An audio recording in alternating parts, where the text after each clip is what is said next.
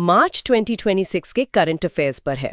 हम सीधे फैक्ट्स, उनके हिस्टोरिकल कॉन्टेक्स्ट और जो पिछले सालों के क्वेश्चंस हैं PYQs, उन पर बात करेंगे। बिल्कुल, और क्रोनोलॉजी को फॉलो करते हुए सबसे पहले मार्च के इम्पोर्टेंट डेज को ही देख लेते हैं। हाँ, तो कैलेंडर के हिसाब से अगर चलें तो 3 मार्च को होता है वर्ल्ड वाइल्ड लाइफ डे, 16 मार्च को नेशनल वैक्सीनेशन डे, फिर 21 मार्च को वर्ल्ड ग्लेशियर डे और 24 मार्च को वर्ल्ड टीबी डे।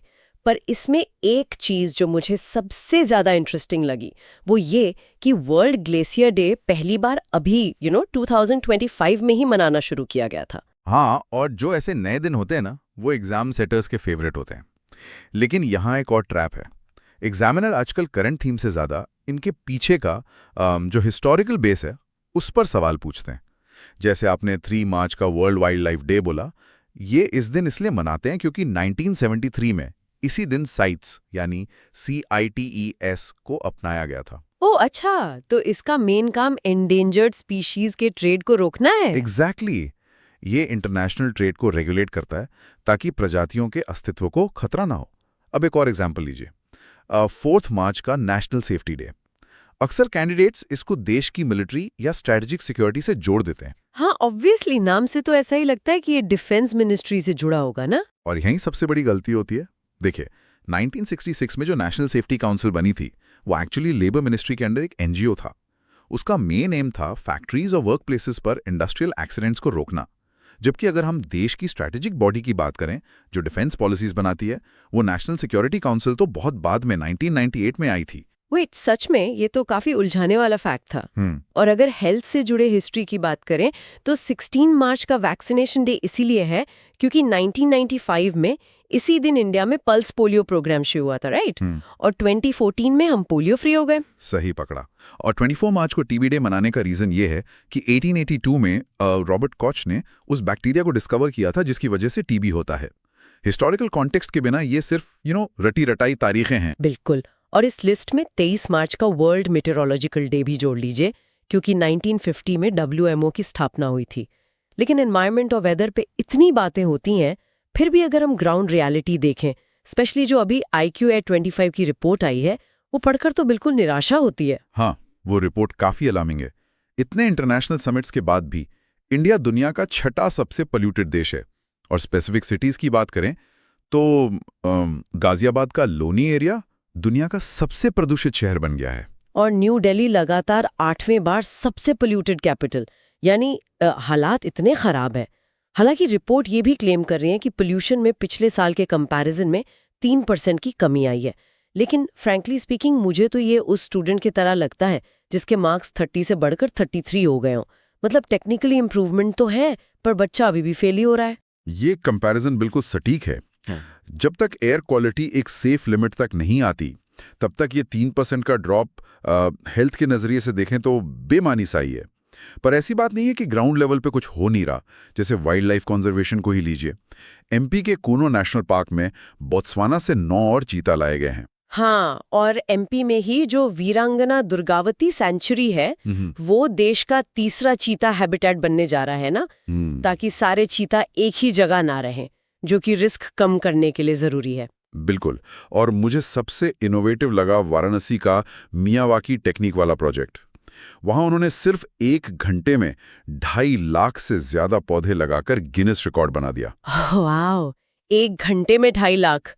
लेकिन वेट, ये मियावाकी टेक्निक बेसिकली काम कैसे करती है? अगर हम एक ही जगह इतने पौधे लगा देंगे तो वो आपस में उलझ नहीं जाएंगे? यही तो इस जापानीज टेक्निक की खासियत है। इसमें करते क्या है कि जो नेटिव प्लांट्स होते हैं यानी वहां की लोकल प्रजातियां, उन्हें जानबूझकर बहुत पास पास लगाया जाता है। इससे होता यह है कि पौधों के बीच धूप पाने के लिए एक कंपटीशन शुरू हो जाता है। अच्छा, तो वो साइडवेज बढ़ने के बजाय सीधे ऊपर की तरफ भागते हैं। एग्जैक्टली, वो सीधे ऊपर बढ़ते हैं। तो जो जंगल बनने में डेकेड्स लग जाते हैं वो कुछ ही सालों में एकदम घना हो जाता है। और एक और इंटरेस्टिंग इनिशिएटिव है आंध्र प्रदेश का हनुमान प्रोजेक्ट।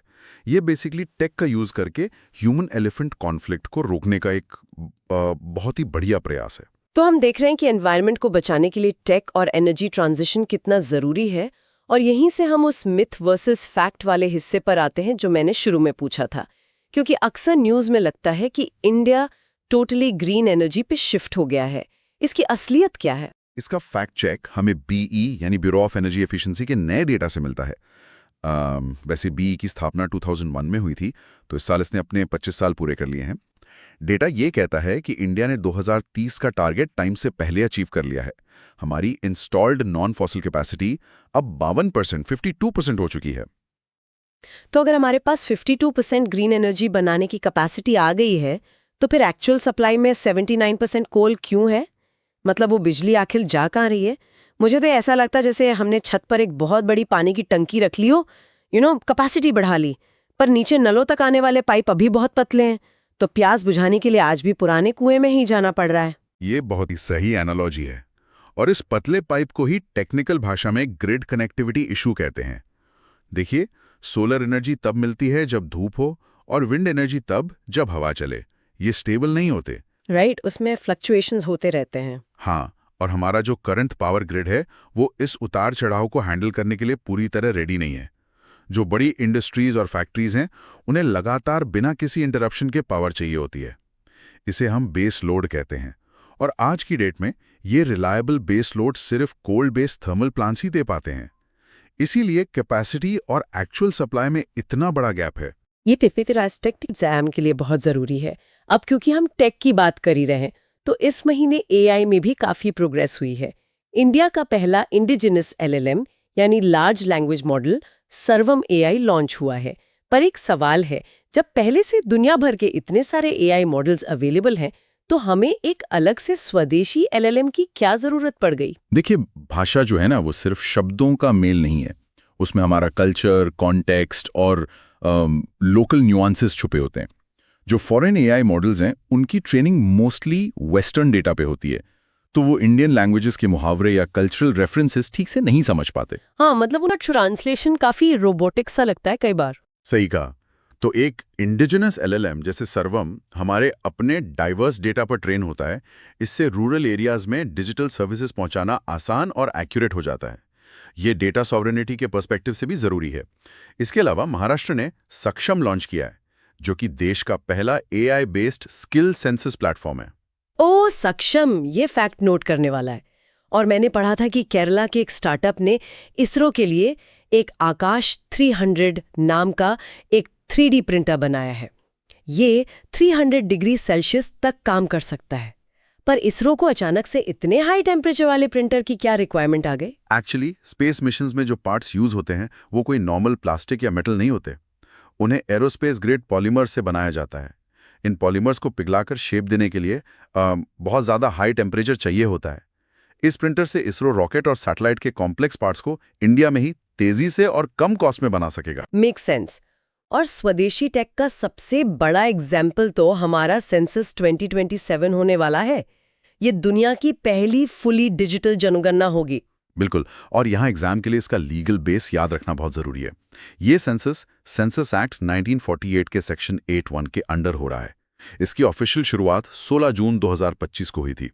और इंटरेस्टिंग फैक्ट ये है कि पहली बार इसमें 33 क्वेश्चंस पूछे जाएंगे। और इसके मास्कॉट्स भी तो है ना, प्रगति और विकास, जो फीमेल और मेल को रिप्रेजेंट करते हैं। इसके फेजेस कैसे डिवाइडेड हैं? हाँ, 2 फेजेस हैं। पहला है हाउस लिस्टिंग फेज, जो अप्रैल से सितंबर 2026 तक चलेगा।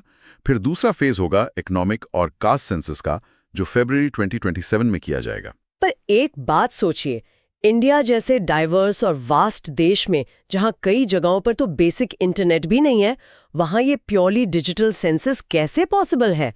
डेटा सिक्योर कैसे रहेगा? इसी चैलेंज को सॉल्व करने के लिए पूरा एक डिजिटल इकोसिस्टम बनाया गया है। इसमें जो हाउस लिस्टिंग ऐप यूज होगा वो ऑफलाइन भी परफेक्टली काम करता है। डेटा कलेक्ट होने के बाद जैसे ही डिवाइस इंटरनेट रेंज में आएगा, सारा डेटा ऑटोमेटिकली सेंट्रल सर्वर पर सिक्योरली अपलोड हो जाएगा। ओह, तब ठीक है। और इस पूरी प्रोसेस की मॉनिटरिंग के लिए CMMS यानी centralised management and monitoring system बनाया गया है, ताकि डेटा के साथ कोई भी छेड़छाड़ ना हो सके। टेक तो गवर्नेंस को लास्ट माइल तक ले जा रहा है, जो कि अच्छी बात है। लेकिन जब बात एक इंडिविजुअल के आखिरी पल्लों की आती है, तब वहां टेक नहीं, जुडिशरी उसके राइट्स तय करती है। आई थिंक इस महीने का सबसे important, most probable exam question यहीं से बनेगा, हरीश राणा केस। हाँ, सुप्रीम कोर्ट में जस्टिस जेबी पर्दीवाला की बेंच ने इस केस में पैसिव यूथेनेसिया यानी निष्क्रिय इच्छा मृत्यु की परमिशन दे दी है। ये एक बहुत बड़ा डिसीजन है। पर पैसिव यूथेनेसिया और एक्टिव यूथेनेसिया में एग्जैक्ट डिफरेंस क्या है? क्योंकि किसी को मारने देना मोरली काफी कॉम्प्लेक्स लगता है। देखिए, एक्टिव यूथेनेसिया में किसी पेशेंट को एक्सप्लिसिटली कोई लीथल इंजेक्शन या दवा दी जाती है ताकि उसकी डेथ हो जाए। ये इंडिया में कंप्लीटली इलीगल है। लेकिन पैसिव यूथेनेसिया का मतलब है किसी टर्मिनल पेशेंट से लाइफ सपोर्ट सिस्टम जैसे वेंटिलेटर हटा लेना। मतलब जब मेडिकल साइंस के पास उन्हें ठीक करने का कोई रास्ता नहीं बचा है और वो सिर्फ मशीन्स के सहारे जिंदा हैं। तो लीगली इसको आर्टिकल 21 के अंडर कवर किया गया है ना? बिल्कुल। आर्टिकल 21 जो राइट टू लाइफ देता है, सुप्रीम कोर्ट ने क्लियर किया है कि right to life with dignity में right to die with dignity भी शामिल है। ये रीसेंट डिसीजन एक्चुअली 2018 के उस हिस्टोरिक कॉमन कॉज जजमेंट का ही लॉजिकल एक्सटेंशन है। रेट डिग्निटी सबसे ऊपर है, और जब हम डिग्निटी या सशक्तिकरण की बात करते हैं तो इसको विमेन्स राइट्स के साथ ग्राउंड लेवल पर जोड़ना भी जरूरी है। जैसे रेलवेज ने अपनी फीमेल एम्प्लॉइज के लिए एक नया ऐप लॉन्च किया है, शाइन ऐप। हाँ, रेलवे क्योंकि इतना बड़ा ऑर्गेनाइजेशन है, वहाँ महिलाएं अलग अलग शिफ्ट्स में रिमोट स्टेशंस पर काम करती हैं। शाइन ऐप के थ्रू वो वर्कप्लेस हरासमेंट या किसी भी दिक्कत की कंप्लेंट डायरेक्टली सीनियर ऑफिसर्स तक पहुंचा सकती हैं, वो भी कंप्लीटली कॉन्फिडेंशियल तरीके से, ताकि बीच में कोई लोकल बॉस उनकी आवाज दबा ना सके। ये सच में एम्पावर करने वाला स्टेप है। एजुकेशन की फील्ड में भी एक अच्छा इनिशिएटिव आया है, IIT कानपुर का साथी portal. I think competitive exams की तैयारी करने वालों के लिए ये गेम चेंजर हो सकता है, क्योंकि ये बिल्कुल फ्री डिजिटल लर्निंग प्रोवाइड कर रहा है। सही बात है। इससे एक्सपेंसिव कोचिंग पर जो डिपेंडेंसी है वो थोड़ी कम होगी। और हेल्थ सेक्टर में एक बड़ा कैंपेन शुरू हुआ है अजमेर से, नेशनल HPV कैंपेन, जो स्पेशली 14 साल की बच्चियों के लिए है। सर्विकल कैंसर को प्रिवेंट करने के लिए, राइट? एग्जैक्टली।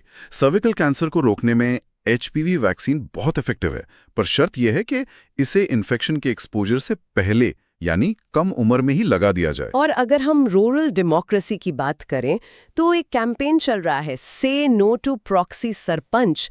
ये सुनने में काफी बोल्ड लगता है। ये बेसिकली जो सरपंच पति वाला कल्चर है उस पर डायरेक्ट अटैक है। होता क्या है कि पेपर पे तो महिलाएं सरपंच चुन ली जाती हैं रिजर्वेशन की वजह से, लेकिन ग्राउंड पे सारे डिसीजंस उनके पति या ससुर लेते हैं। इस कैंपेन का मेन मोटिव उन इलेक्टेड वुमेन को उनकी रियल पॉलिटिकल पावर समझाना है, जो कि बहुत जरूरी है। और यूनाइटेड नेशंस ने भी 2026 को international year of women farmers declare किया है, क्योंकि फार्मिंग में वुमेन का रोल बहुत बड़ा है, पर जमीन के कागज शायद ही कभी उनके नाम पर होते हैं। ट्रू। अब हमने डोमेस्टिक पॉलिसीज तो देख ली, थोड़ा ग्लोबल लेवल पे भी बात कर लेते हैं। अगर हम इंडेक्सेस को देखें तो हुरुन रिच लिस्ट के हिसाब से इंडिया बिलियनर्स के मामले में दुनिया में तीसरे नंबर पर आ गया है। अब हमारे पास टोटल 308 बिलियनर्स हैं, जिसमें से 23 महिलाएं हैं। मुकेश अंबानी एशिया में टॉप पर हैं और मुंबई दुनिया का छठा सबसे बड़ा बिलियनर सिटी बन चुका है। सुनने में तो ये डेटा बहुत इंप्रेसिव लगता है, इकोनॉमी बूम कर रही है, लेकिन यहाँ भी वही विरोधाभास है। एक तरफ बिलियनर्स की फौज है और दूसरी तरफ वर्ल्ड हैप्पीनेस इंडेक्स में इंडिया 116th रैंक पे अटका हुआ है, जबकि फिनलैंड लगातार 9वें साल नंबर 1 पे है। इसका सीधा मतलब है कि सिर्फ अमीर होने से खुशी नहीं मिलती। सही पॉइंट है। खुशहाली इंडेक्स में सिर्फ GDP नहीं देखते, उसमें social support, health, corruption level और लाइफ में फ्रीडम कितनी है, ये सब काउंट होता है। एक और डेटा जो कंसर्न वाली बात है वो है ग्लोबल टेररिज्म इंडेक्स, जहां इंडिया 13 स्पॉट पर है। वैसे इस लिस्ट में पाकिस्तान और बुर्किना फासो सबसे वर्स्ट अफेक्टेड कंट्रीज हैं। ग्लोबल डिप्लोमेसी पे आते हैं। इंडिया और कनाडा के रिलेशंस में थोड़ा मूवमेंट दिखा है। एक बड़ा डील साइन हुआ है 2.6 बिलियन कैनेडियन डॉलर्स का यूरेनियम सप्लाई के लिए, और साथ ही सीपा 2026 की बातचीत भी दोबारा स्टार्ट हो गए हैं। नॉर्मली हम लोग FTA यानी फ्री ट्रेड एग्रीमेंट के बारे में सुनते हैं, तो ये सीपा उससे अलग कैसे है? देखिए, FTA का फोकस प्राइमरीली गुड्स पे होता है कि इंपोर्ट ड्यूटी कम कर दो बस।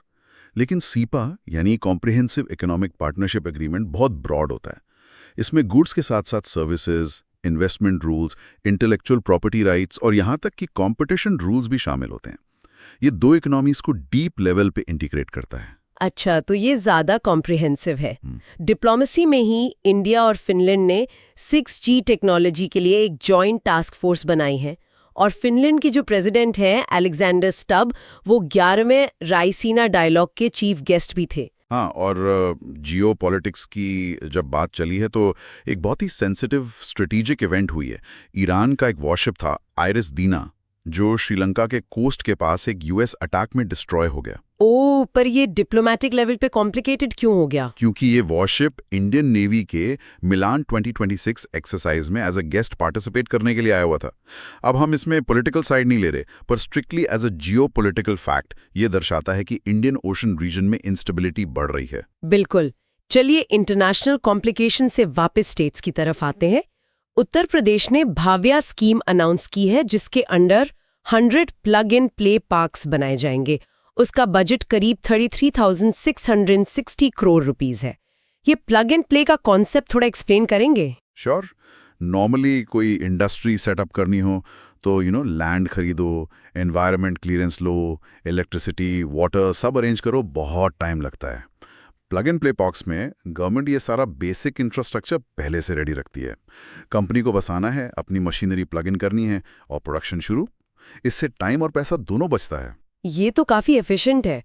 और यूपी से ही रिलेटेड एक फैक्ट है कि बांदा डिस्ट्रिक्ट के हिस्टोरिकल कलिंजर फोर्ट को जीएसआई ने नेशनल जियो हेरिटेज साइट डिक्लेयर किया है। उसका हिस्टोरिकल रेलेवेंस काफी है। अगर हिस्ट्री और पॉलिसीज की बात करें तो बिहार का नाम जरूर आता है। बजटिंग में बिहार ने काफी ग्राउंड ब्रेकिंग काम किए हैं पास्ट में, जैसे 2008 में पहला जेंडर बजट, 2013-14 में चाइल्ड बजट और 2020-21 में ग्रीन बजट लाने वाला वो पहला स्टेट था। हाँ, मतलब उन्होंने रिसोर्सेज को स्पेसिफिक ग्रुप्स और एनवायरनमेंट के लिए पहले से ही एलोकेट करना शुरू कर दिया था। और एक सोशल चेंज की बात करूं तो महाराष्ट्र का एक गांव है सौंदाला, उसे देश का पहला कास्ट फ्री यानी जाति मुक्त गांव डिक्लेयर किया गया है। ये दिखाता है कि अगर ग्राउंड लेवल पे कोशिश हो तो सोसाइटी चेंज हो सकती है। सही बात है। अब एंड की तरफ बढ़ते हुए अवार्ड्स पे नजर डालते हैं। 60th Jnanpith award Tamil poet R Vairamuthu को मिला है। साहित्य अकेडमी अवार्ड्स में हिंदी के लिए ममता कालिया को उनकी बुक जीते जी इलाहाबाद और इंग्लिश के लिए नवतेज सरना को क्रिम्सन स्प्रिंग के लिए अवार्ड मिला है। और 98th ऑस्कर्स में जहां one battle after another best film बनी, वहां एक बहुत हिस्टोरिक विन हुई है। ऑटम डुराल्ड आर्कापाव ऐसी पहली महिला बन गई हैं जिन्होंने सिनेमैटोग्राफी के लिए ऑस्कर जीता है। हॉलीवुड में इस कैटेगरी में हमेशा से मेन डोमिनेट करते आए हैं, तो ये एक बहुत बड़ा ग्लास सीलिंग टूटने जैसा है। बिल्कुल। और इंडियन कॉन्टेक्स्ट में भी विमेन डोमिनेट कर रही हैं, जैसे काजीरंगा नेशनल पार्क की director Sonali Ghosh Kenton R Miller award जीतने वाली पहली भारतीय बन गई हैं। फिर रामसर वेटलैंड कंजर्वेशन अवार्ड जीतने वाली पहली भारतीय जयश्री वेंकटेशन बनी है। इसके अलावा पड़ोसी देश नेपाल से एक इंटरेस्टिंग फैक्ट है, भूमिका श्रेष्ठा वहाँ की पहली ट्रांसजेंडर मेंबर ऑफ पार्लियामेंट बनी है। और स्पोर्ट्स का भी सेक्शन कवर कर ही लेते हैं। जम्मू एंड कश्मीर ने हिस्ट्री क्रिएट की है, राइट? ये सिर्फ एक गेम नहीं है, वहाँ के यूथ और इंफ्रास्ट्रक्चर दोनों के बढ़ते कॉन्फिडेंस का साइन है। क्रिकेट में तो वैसे भी काफी एक्शन रहा। आईसीसी T20 वर्ल्ड कप 2026 के फाइनल में इंडिया ने न्यूजीलैंड को हराकर तीसरी बार ट्रॉफी उठाई और संजू सैमसन इस टूर्नामेंट में प्लेयर ऑफ द सीरीज रहे। इसके साथ बैडमिंटन में लक्ष्य सेन ऑल इंग्लैंड ओपन के रनर अप बने हैं। तो आई थिंक हमने सारे इंपॉर्टेंट बेसिस कवर कर लिए हैं। एक क्विक रैपिड रिवीजन कर लें एग्जाम पैटर्न के हिसाब से। बिल्कुल, फैक्ट्स रिफ्रेश कर लेते हैं। सबसे पहले हमने डिस्कस किया आर्टिकल 21 और हरीश राणा केस, जिसमें सुप्रीम कोर्ट ने पैसिव यूथनेशिया को परमिट किया। फिर हमने BEE का डेटा देखा कि हमने 52% नॉन फॉसिल कैपेसिटी अचीव कर ली है, पर ग्रिड इशू के वजह से सप्लाई आज भी 79% कोल पर है। फिर डिजिटल सेंसस 2027 की बात हुई, जिसके मैस्कॉट्स प्रगति और विकास है और जिसका डेटा CMS पोर्टल से सिक्योर किया जाएगा। और एंड में हिस्ट्री बेस्ड PYQ फैक्ट कि 3 मार्च को वाइल्ड लाइफ डे साइट्स की वजह से है, जो 1973 में अडॉप्ट हुआ था। अच्छा रहा ये रिवीजन। मुझे पूरा भरोसा है कि इस डिस्कशन का हर मिनट एग्जाम प्रेपरेशन में काफी हेल्पफुल होने वाला है।